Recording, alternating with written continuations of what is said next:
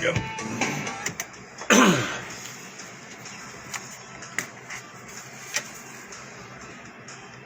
Real Country Variety, 94.3 The Ox, Joe Diffie and COU, well, you know, rest. On your Monday ride, 8:27 now. On that Monday ride, time for Coffee Talk, brought to you by the Comanche Chamber of Commerce and Agriculture. Check them out at hashtag Explore Comanche, Texas. As we say good morning and welcome in Cynthia Newton with Hope Counseling. How we doing? Doing wonderful. It's Monday. I can hear it. Yeah, there you go. So happy. I was talking earlier. It's a full pull week, not a 4-day week. I know. This time, I've had 2 4-day weeks in a row. I'm not really sure what to do. You gotta go to work. That's what you gotta go to work. Man. What are we talking about today, Cynthia? We are actually talking about teens dating violence. I know that's kind of a harsh one, but sure. We're back in school. Uh-huh. In our minds, COVID's gone, but it's not. So there's a lot more things happening. Kids are dating more. I mean, all these things, you know, kind of going back to some normalcy in life, so to speak. So we're starting to see more of kids going out on dates, the movie theaters open. I mean, all these things that, you know, we really haven't been seeing as much of the last year or so. Sure. And it's just a great time to remind people what teen dating violence is and how do you talk to your teens. So I'm actually going to do a 2-step process. Okay. Like today I'm going to really talk about dating violence, and next week I'm going to talk about how do you talk to your teens. Okay. Which, that's just... Yeah. Yeah. I mean, it's like, where do you start? So we're going to talk today about teen dating violence, and I've pulled some statistics to kind of give everybody a realization of how serious this is. But teen dating violence is a significant problem, not only because of its alarming prevalence of physical and mental health consequences, but also because it occurs at a life stage when romantic relationships are beginning and interactional patterns are learned that may carry over into adulthood. So teen dating violence ranges from emotional and verbal abuse to rape and murder and stalking, and appears to parallel the continuum of adult domestic violence. Take a seat back and listen.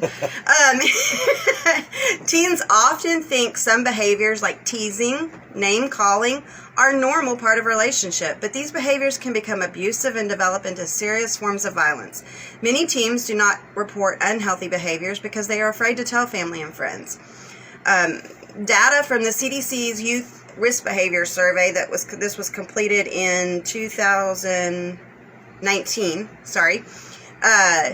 So it's not too old. Right. pretty new, actually.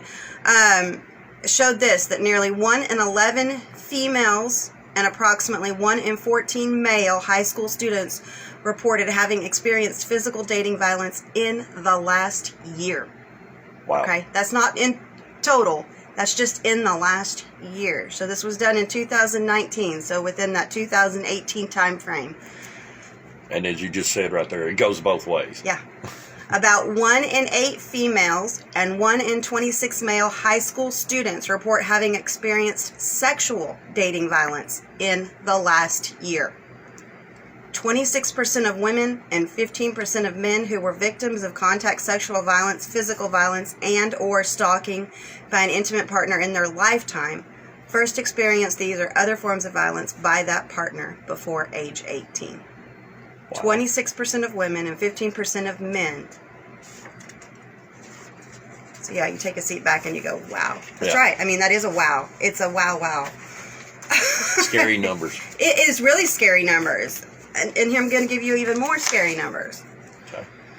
So, teens and young adults. And this is a big picture. So this isn't just on a year, but this is over several years. 1 in 3 teens in the United States will experience physical, sexual, or emotional abuse or stalking from someone they're in a relationship with before they become adults. And nearly half, 43% of college women reported experiencing violent or abusive dating behaviors. So, it's real. It's out there. Mm-hmm. We don't want to see it. It's that elephant in the room that we don't want to talk about. But if you have a teenage kid or you have a teenage niece or nephew or anything, I mean, you need to be aware that this is happening all around us. and look at what you can do to help. So I'm going to talk today about the warning signs for an abusive relationship. Again, we don't want to see it. I want to think, hey, my kid's going out on a date with a great kid. They've got great parents, all these things. But we may not really realize what really might be going on. Yeah. So it's important to look at this.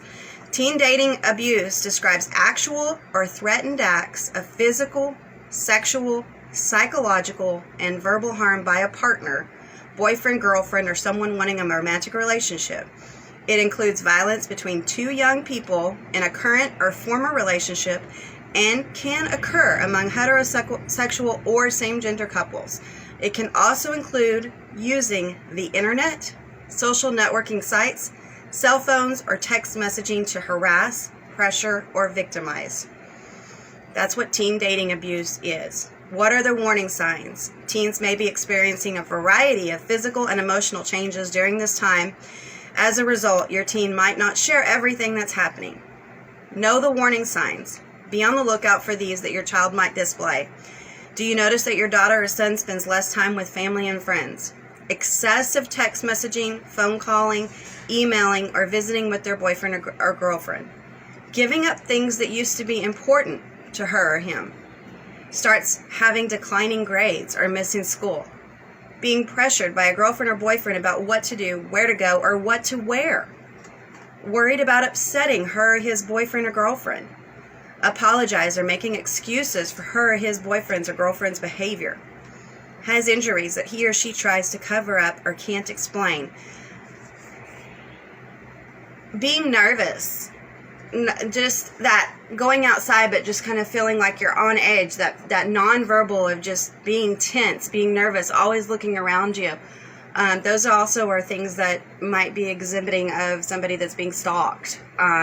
So, again, kids are not, or kids, when I say kids, but they're teens, are not necessarily going to come up and say this. So you need to be aware. And I understand that these might not just be warning signs for teen dating abuse. They might be warning signs for other things. But the fact of the matter is they're warning signs for something in your child. So you need to be aware of that. Yeah.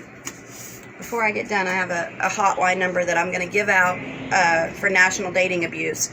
And I'm going to have the Ox posted on their website or their Facebook page also. Right. So how do you know if your teen is in not only an abusive, but maybe even an unhealthy relationship? Figuring out what's happening in your teen's life and relationships can be very challenging. The use of technology makes this especially true. We gotta love technology, but yet we hate it at the same time.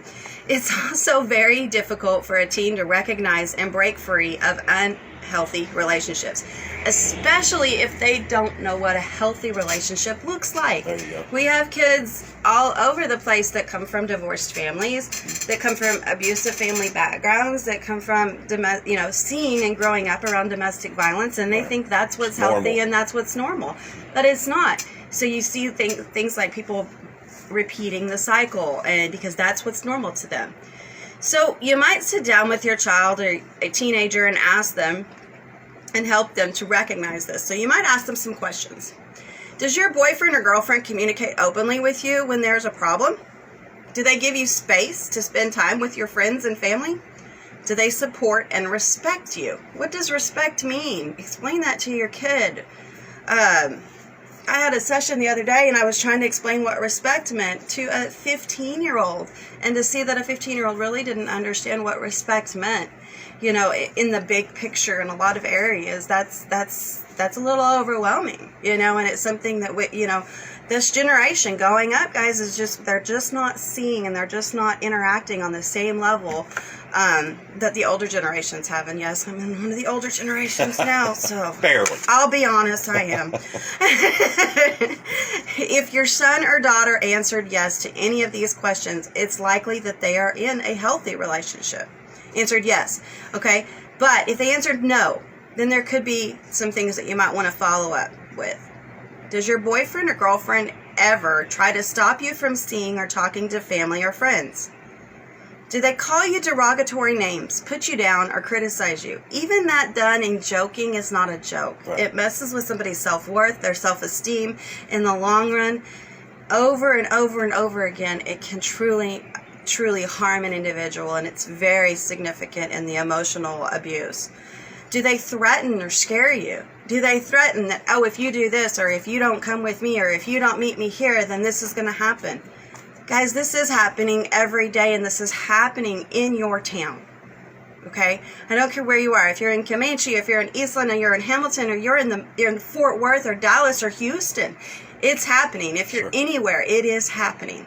Okay? Don't think that it's not happening around you, because it is. Do they hit, slap, push, pinching, even pinching? I've seen some of that happen. Or kick you.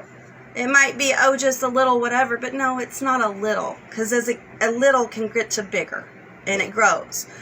Do they pressure or force you to do something sexual when you don't want to? It's hard to say no when you're in those situations. You want to please. You want to do these things. So, I really don't want to do that, but I'm going to just go ahead with it, even though you feel pressured into it.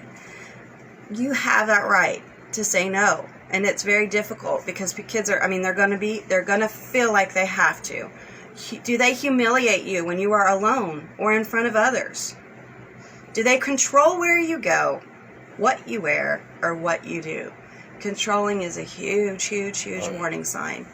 If they have to know every little thing about what you're doing, what you're wearing, who you're talking to, who you're with, and at every minute of the day, that is a huge warning sign of an unhealthy relationship. If your children going through this answered yes to any of those questions, their health and safety truly may be at risk, and it's something that you want to look at and see what you can do to help them get out of that situation. Okay, so how do you stop teen dating violence before it starts? And a recap, you're going to teach safe and healthy relationship skills. That's going to include social emotional learning programs for youth. Yes, they're all around. Healthy relationship programs for couples. Engage influential adults and peers. Help your kids find good role models. Okay? Men and boys as allies in prevention, bystander empowerment and education, family-based programs. So engage your kids with positive role models, influential adults, and peers that might help them. Disrupt the developmental pathways toward partner violence. This is going to start young, even as early as early childhood, preschool enrichment with family engagement. Again, what is a healthy relationship? What is a healthy family? What is these things? And showing that to young children so that they know. Parenting skills, family relationship, treatment for at-risk children, youth, and families. Absolutely. At risk means they've encountered it, they've been around it, they're more susceptible. All of the statistics are showing that now. Kids that have been more around that or been, seen it, they are more successful for repeating the behavior. Create protective environments. Improve the school climate and safety. Our schools do an awesome job. I really can say that. Our schools do an amazing job of helping to prevent our kids. But they can't do it all. They can't do everything. Sure. We have to step up as parents. We have to step up as role models for these children and say, hey, you know what, I'm going to help create that environment. Or you've got a friend that says, I don't know how to keep my child from getting on this or doing this on their phone, and you do. Hey, you might try this app, or you might try this way of working with them, or, something. Don't be afraid to give advice. You have to help create these protective environments, improve organizational policies, and modify the physical and social environments of neighborhoods. Look at your neighborhood around you. What can you do to help modify that? Strengthen economic supports for families, strengthen household financial security, strengthen work family supports, and support survivors to increase safety and lessen harms. Victim-centered services, first responders, and civil legal protections, treatment and support for survivors, including teen dating violence, and housing programs, patient-centered approaches. So these are all ways that you can help stop teen dating violence before it starts. Again, next week we're going to be talking about more in detail, how do you talk to your kids and your teenagers about multiple things, about healthy relationships, about bullying, about the cyber world, about all these things that are out there, to how do you really have those conversations with your kids. And we're going to talk a lot about that and work on that. But I want to throw out a phone number. If you feel or you know someone that is, please pass this number along. This is the National Dating Abuse Helpline. It is 1-866-331-9474. Again, 1-866-331-9474. That is the National Dating Abuse Helpline, where people can get help if they feel like they're in an abusive dating relationship. And please, as always, we're here to help you and be here for you at Hope Counseling of Texas. If there's anything that we can do, just know that we're here. We have offices in 4 locations: Comanche, Hamilton, Eastland, Dublin.